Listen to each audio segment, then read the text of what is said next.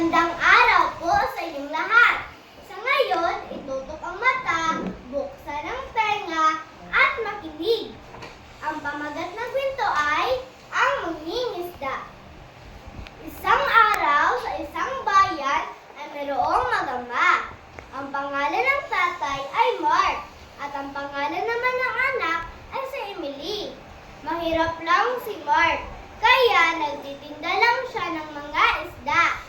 Minsan ay sumasama si Emily sa kaniyang tatay upang mangisda. Sabi ni Emily ay, "Tatay, pwede po ba akong sumama sa inyo upang mangisda?" Sabi ni Emily.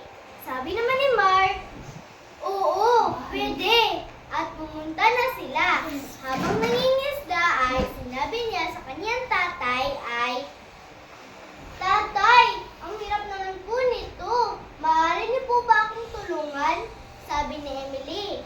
Sabi naman ni Mark, "Sige." At hinila na nila. Nang nahila na nila, ito ay malaking isda. Sabi ni Mark, "Itinda natin ito sa palengke upang mayroon tayong makakain." Sabi naman ni Emily, "O sige po." At itininda na nila.